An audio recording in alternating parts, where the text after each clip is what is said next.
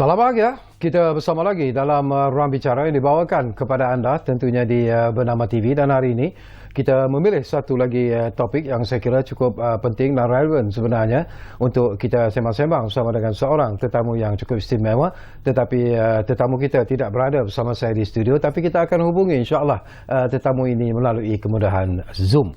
Baiklah, topik yang kita pilih hari ini di Ruang Bicara ialah membina semula industri pelancongan kesihatan Malaysia. Ini juga macam saya katakan merupakan isu yang cukup menarik dan penting sebenarnya.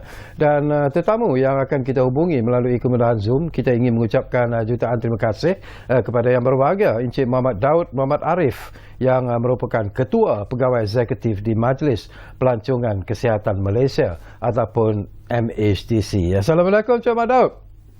Waalaikumsalam warahmatullahi wabarakatuh dan juga semua para penonton Ruang Bicara. Saya sangat gembira tetap berada bersama-sama semua penonton dan juga Cik Syarkawi. Alhamdulillah, terima kasih.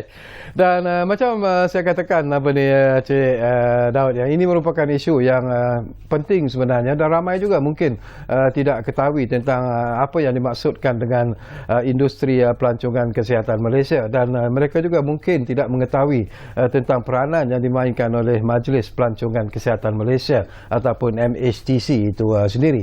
Jadi mungkin buat permulaan ini, pembukaan bicara kita, mungkin menarik jugalah kalau Encik Muhammad Daud dapat menceritakan sedikit tentang MHTC dan juga peranan MHTC dalam menggerakkan semula industri pelancongan kesihatan negara, terutamanya ketika kita sedang menghadapi pandemik COVID-19 di seluruh dunia ketika ini. Silakan Tuan. Terima kasih Cik Syarkawi, dan salam sejahtera semua para penonton dan selamat tahun baru jika tidak terlambat. Soalan yang penting, soalan pertama itu yang memberi sedikit latar belakang kepada MHTC. Jika saya boleh kongsi bersama, ialah MHTC adalah satu badan utama, satu organisasi utama yang telah diwujudkan untuk membangunkan dan mempromosikan industri pelancongan kesihatan negara kita sebagai salah satu daripada sumber pendapatan kepada ekonomi negara yang baru.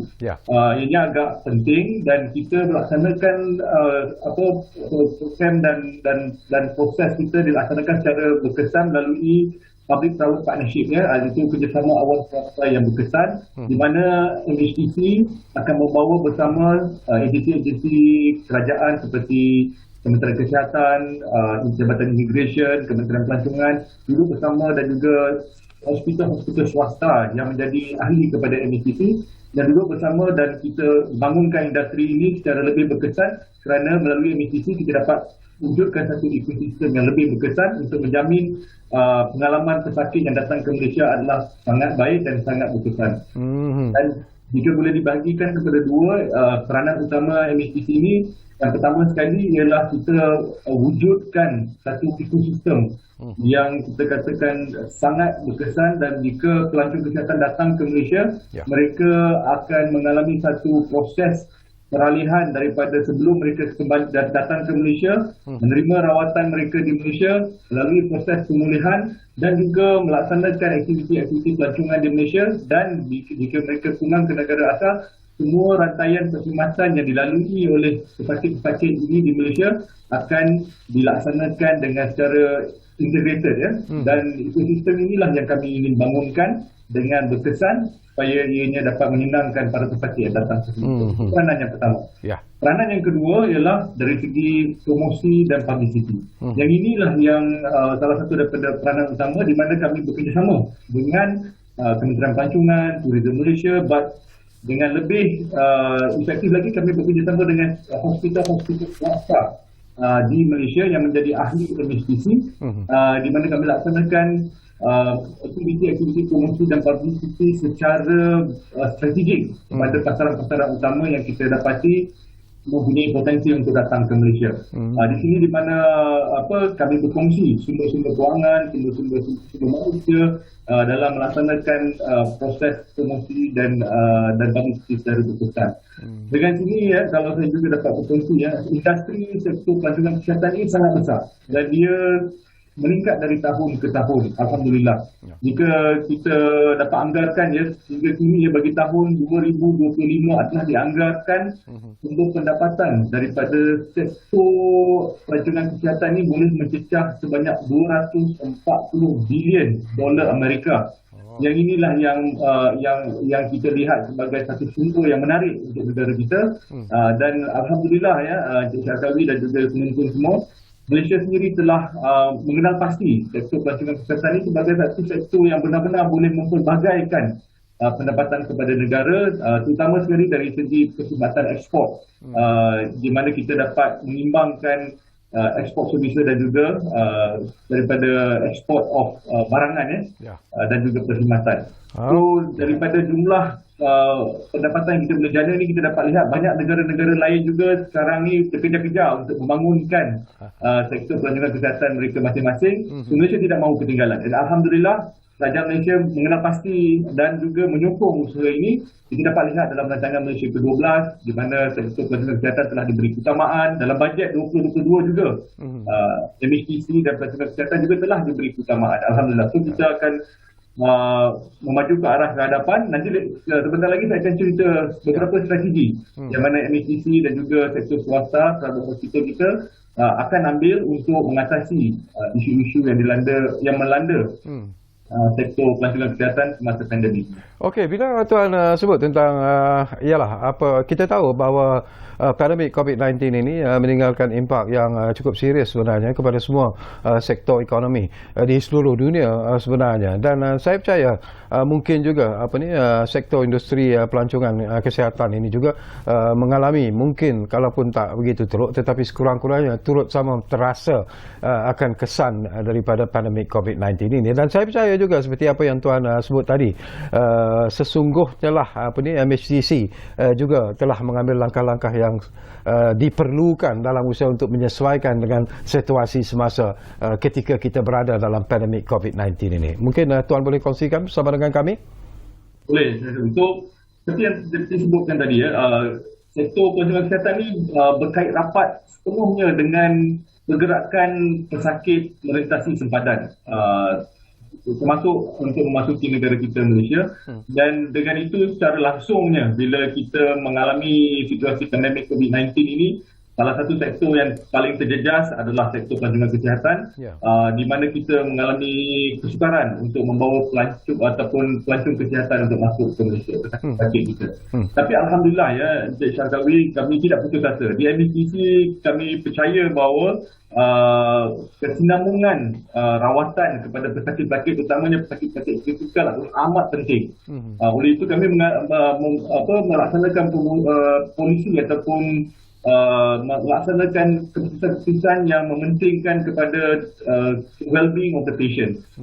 Dengan itu, untuk makluman semua para penonton ya, untuk pesakit-pesakit ataupun pelancong-pelancong kesihatan di Malaysia, alhamdulillah kami dapat melaksanakan medical travel bubble dari sejak awal lagi. Dan Malaysia adalah salah satu negara yang pertama yang mampu mewujudkan medical travel bubble dengan SOP yang sangat ketat bagi memastikan keselamatan rakyat Malaysia dan juga keselamatan pesakit itu sendiri untuk membawa masuk pesakit-pesakit ke Malaysia. Yang ini kami dapat sokongan penuhnya daripada Kementerian Kesihatan dan juga daripada Majlis Keselamatan Negara. Terima kasih dengan sokongan tersebut.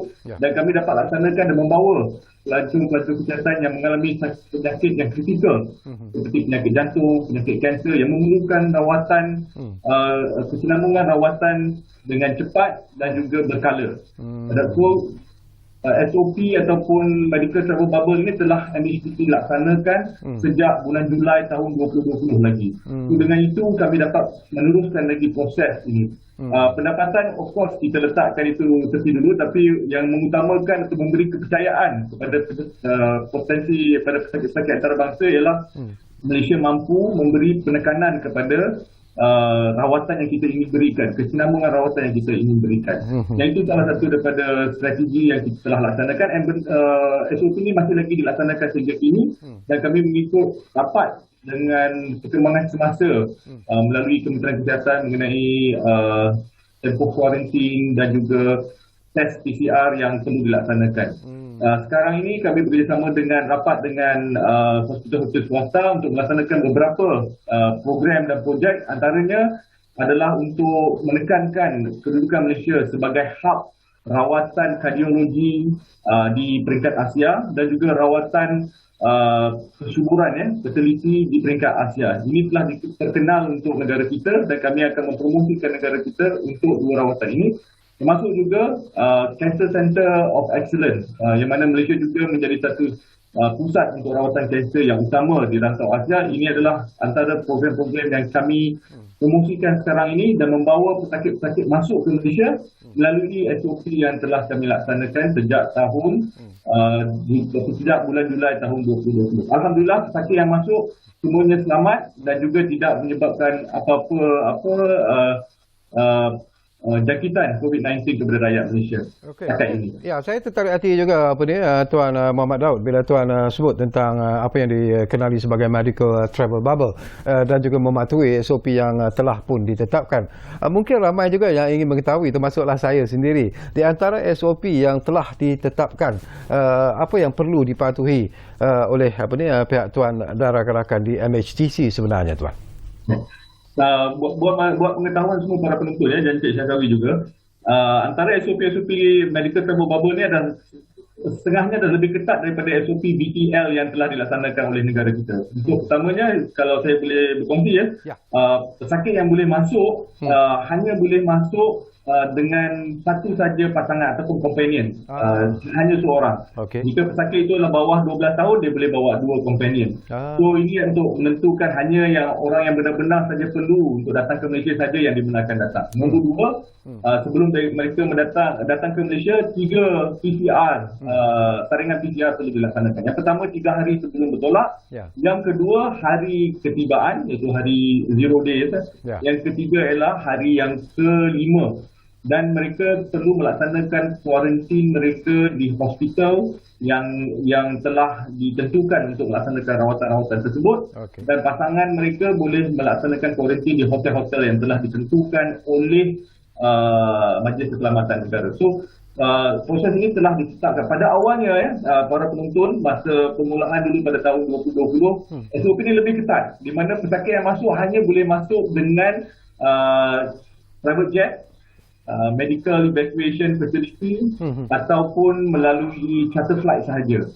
Tapi masa tu kita betul-betul nak memastikan kepada negara terkawal dan memastikan even walaupun pesakit ni masuk, rakyat Malaysia terjaga. So as time pass by, hingga kini kita tengok kita memperkembangkan SOP ini selaras dengan SOP negara sekarang ini. Sekarang ini kita ada kelonggaran sikit, pesakit-pesakit itu boleh dikuarantinkan di hospital dan pasangannya boleh dikuarantinkan di hospital-hospital yang telah ditentukan dan mereka juga boleh datang melalui commercial flight. Tapi Tuan, dan mereka perlu mengambil insurans COVID-19. Tapi Tuan Mat Daud, ada tak jumlah yang boleh masuk ke negara kita ini untuk mendapat rawatan melalui industri pelancongan kesihatan ini, ada yang dihadkan pada jumlah-jumlah tertentu sahaja bila kita dunia mengalami pandemik ini? Ada kita memastikan salah satu daripada komponen ialah pesakit-pesakit kritikal sahaja. Dan kita nak pastikan yang datang ini yang betul-betul memerlukan kesinambungan rawatan yang telah mereka laksanakan sebelum ini. So ini yang bagi memastikan bahawa mereka sentiasa percaya Malaysia adalah merupakan destinasi yang utama untuk melaksanakan rawatan sama ada semasa pandemik COVID-19 ataupun selepas pandemik COVID-19. Dari segi number, if I can, jika saya boleh share, tak ramai. Kita pastikan ianya sangat-sangat terkawal. Kalau nak bandingkan pada tahun 2009, kita menerima 1.2 juta pelancong kesihatan untuk melaksanakan rawatan mereka di Malaysia. Itu tahun 2009 sebelum pandemik. Tapi semasa pandemik ini, daripada Julai 2020 hingga ke Disember 2021, kita hanya memasuki hanya 705 pesakit sahaja. Itulah menunjukkan bahawa kita kawal betul-betul, memastikan keselamatan rakyat Malaysia terjaga dan terjamin, dan juga memastikan pesakit bila masuk pun mereka juga adalah terjamin juga. So ini adalah antara usaha. Penting kalau kita tutup terus sempadan kita dan tak bagi pesakit-pesakit ni masuk, kita akan kehilangan kepercayaan, kita akan kehilangan momentum dari segi untuk menerima pesakit ni pada masa akan datang. Bagi memastikan Malaysia masih boleh menerima pendapatan daripada sektor pelancongan kesihatan pada masa akan datang, untuk meneruskan momentum ini, alhamdulillah dengan sokongan daripada Kementerian Kesihatan dan MKN, MHTC dapat melaksanakan SOP ini dengan kerjasama hospital-hospital swasta kita.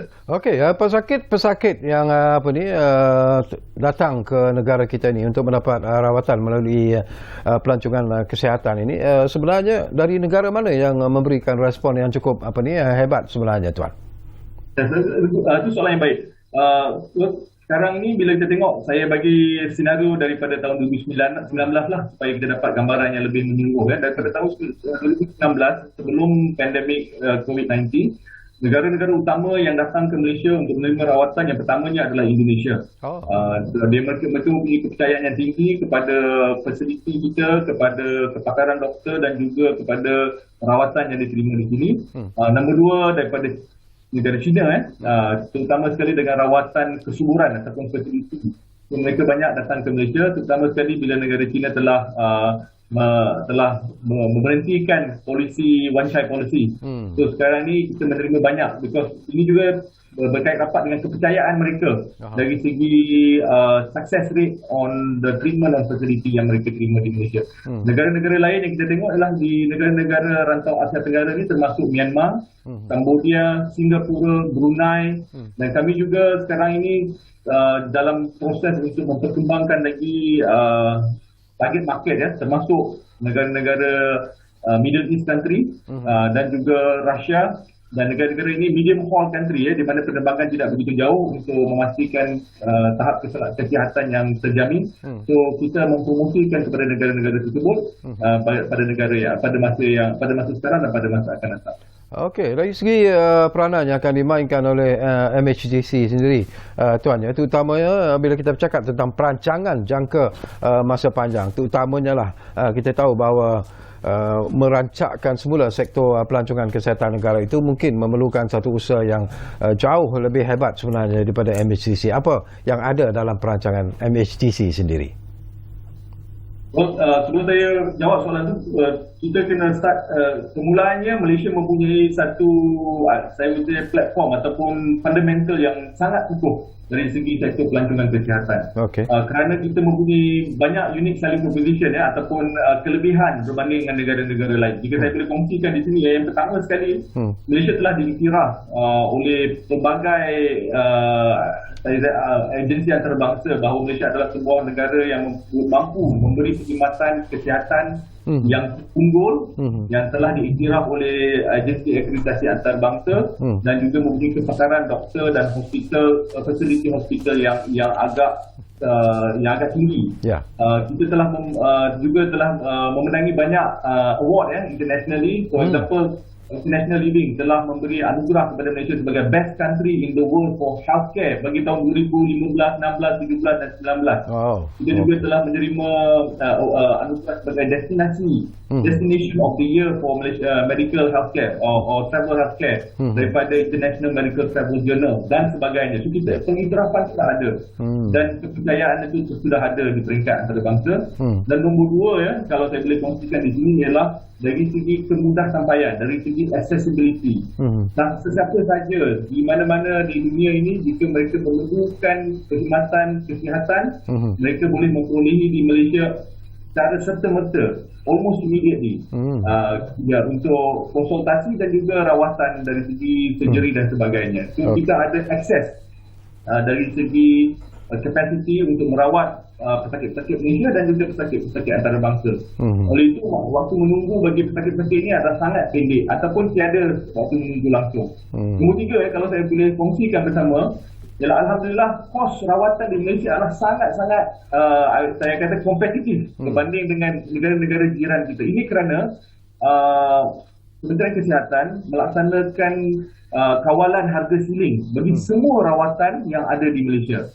So kita tak boleh melepasi harga siling ini, dan ini membolehkan Malaysia mempunyai position yang advantage position ataupun mempunyai position yang kompetitif berbanding dengan negara-negara lain. Perkhidmatan, setengah-setengah perkhidmatan rawatan yang kita laksanakan boleh mencapai 60 hingga 80% lebih murah daripada negara-negara lain. Yang ini juga telah ternyata. Selain daripada itu, of course, kita adalah Muslim friendly country, kita boleh memberi perkhidmatan kepada negara-negara Islam di Middle East, dan kita juga mempunyai destinasi pelancongan yang sangat menarik yang juga mempunyai boleh memberi komplementari dari segi mental health, healing process, wellness dan sebagainya. So ini adalah antara advantage untuk mereka datang ke Malaysia. Tapi untuk move forward untuk melangkah ke hadapan untuk menangani cabaran-cabaran daripada COVID-19 ini, di sini kita boleh saya sharekan dekat sini ialah kita sekarang ni telah melancarkan Pelan Tindakan Industri Pelancongan Kesihatan Negara 2021 hingga 2029. So, pelan tindakan ini yang membawa semua penggiat industri yang berkait rapat dengan sektor pelancongan kesihatan ini bersatu dan bergerak dalam satu arah untuk membangunkan semula industri pelancongan ini. Ada dua fasa, satu fasa pemulihan dan satu lagi fasa pembangunan semula industri ini. So kita pertama sekali, semasa kita hanya boleh membawa pelancong kesihatan yang sedikit, kita akan fokuskan kepada pengukuhan ekosistem yang saya maksudkan tadi. Di sini perkhidmatan melalui digitalisasi macam telehealth, medical online medical consultation ini akan dilaksanakan dengan lebih berkesan dan telah dilaksanakan sejak tahun 2020. Kebanyakan pesakit kita dapat berhubung lagi dengan doktor-doktor pakar di Malaysia melalui penggunaan digitalisasi, dan MHTC akan mewujudkan satu portal rasmi yang akan membawa semua perkhidmatan ini di bawah satu payung untuk memberikan perkhidmatan daripada immigration kepada perkhidmatan hotel, perkhidmatan lawatan, pengangkutan dan juga perkhidmatan hospital dalam satu portal di mana ia dapat memudahkan pesakit tersebut. Yang itu yang pertama. Yang kedua, kita akan tengok balik market ataupun pasaran-pasaran negara utama yang kita ingin mempromosikan industri pelancongan kesihatan ini dengan lebih berkesan. Di sini kita bawa masuk balik private hospital untuk bekerjasama dan berkongsi sumber dari segi kewangan untuk pergi kepada market-market yang lebih mempunyai potensi untuk datang ke Malaysia, supaya kita boleh membangunkan semula sektor ini dengan mempelawa lebih banyak pelancong kesihatan masuk ke Malaysia dalam masa terdekat, terutama sekali pada tahun 2022. Okey, kita hampir-hampir di penghujung, Tuan Muhammad Daud. Tak ada banyak masa lagi yang tinggal, lebih kurang 2 minit saja lagi. Dan saya percaya Tuan sendiri mempunyai harapan yang cukup tinggi sebenarnya bahawa sesungguhnya lah industri pelancongan kesihatan ini akan terus berkembang, dan mungkin juga walaupun menghadapi pelbagai cabaran, terutamanya ketika menghadapi pandemik, tetapi apakah Tuan merasa yakin dan percaya bahawa sesungguhnya industri pelancongan kesihatan di negara kita ini akan mencapai kepada tahap yang membanggakan sebenarnya? Ini adalah satu, saya ucap poin yang sangat penting. Yang pertama sekali, jika saya boleh mengingatkan lagi kepada semua pendengar-pendengar ataupun penonton rancangan Ruang Bicara ini, industri pelancongan kesihatan ini adalah amat penting dari segi menjana pendapatan negara pada masa sekarang dan juga pada masa akan datang. Ini salah satu pada industri yang kita tak boleh tinggalkan ataupun lupakan.